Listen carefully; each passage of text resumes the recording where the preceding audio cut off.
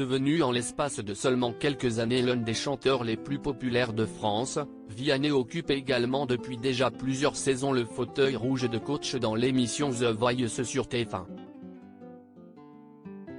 En raison de son immense popularité auprès du public, les talents sélectionnés choisissent régulièrement de rejoindre l'équipe du musicien, ce qui a tendance à agacer les autres coachs du programme. Dimanche 19 mars 2023, CIST sur France 2 que les téléspectateurs ont pu retrouver Vianney. Ce jour-là, le chanteur était l'un des invités de Frédéric Lopez dans l'émission Un dimanche à la campagne. Durant son passage au sein du programme, Vianney a livré un incroyable témoignage concernant le périple dans lequel il s'était lancé en Suède, lorsqu'il était âgé de 21 ans. C'était le plus dur. Je n'avais pas de sous, mon erreur est de partir à une période où il faisait froid. C'était en octobre, mais en Suède en octobre, il fait très froid. J'ai douillé. Je n'avais vraiment qu'un short, un pull, un kawaii et une chemise. J'avais perdu 12 kilos, je mangeais que dalle, je mangeais juste quand je rencontrais des gens.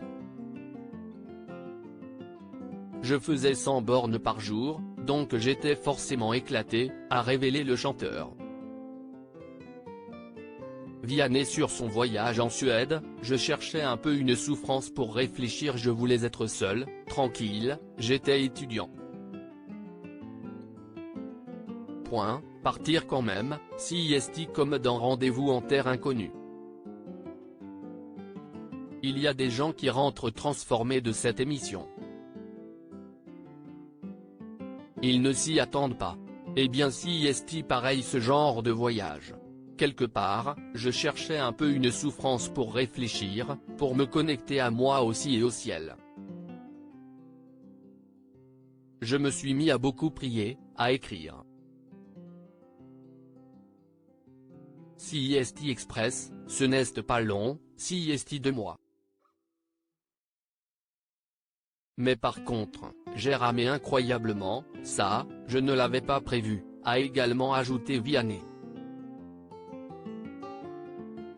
Au cours de cet immense périple en Suède, le musicien a avoué au micro de Frédéric Lopez qu'il avait eu la sensation d'être invincible à l'arrivée, tel un super-héros. Désormais âgé de 32 ans, Vianney ne devrait pas se lancer dans un nouveau voyage comme celui-ci de sitôt.